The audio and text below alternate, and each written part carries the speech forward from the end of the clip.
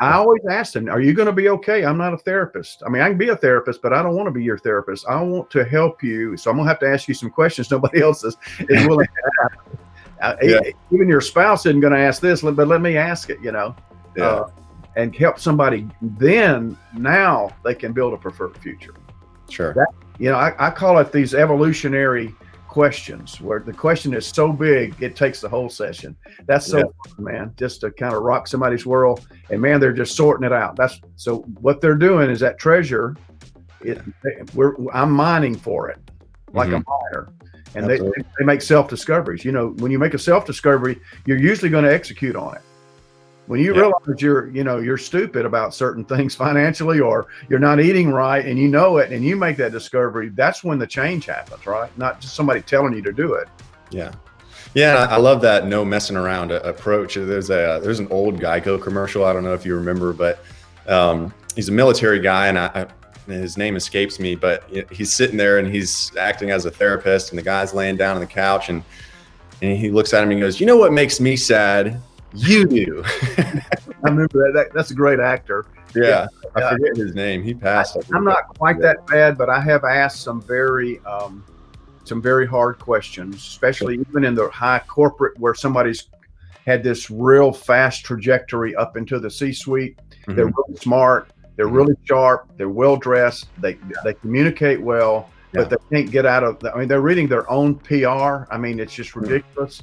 And then I was able to ask them a question that rocks their world. Come in the side door and ask a question and say, "Now, hang on a second. Let me ask you this. How could this look if you would get out of your own way, or draw that for me?"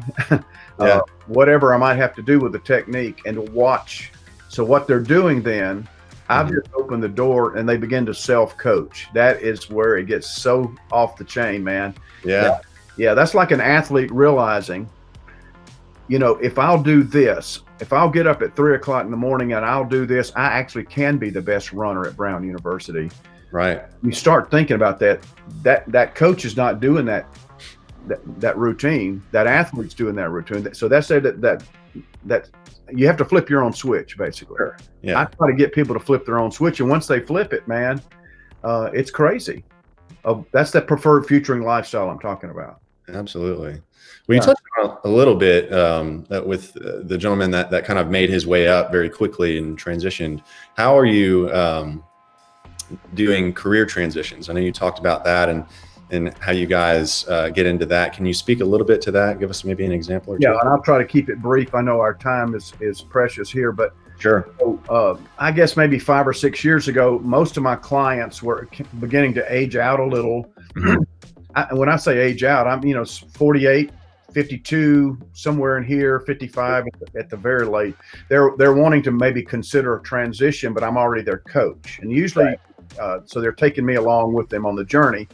And so then we begin to put in career transition programs that come at things a little differently. Now, how would you rebrand yourself?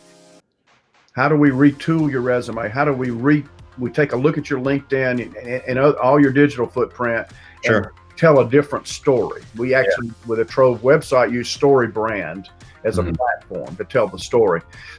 But then with that, I'm handing people off to headhunters and recruiters and search firms, but I'm preparing them for the interview. I'm preparing them for the new brand.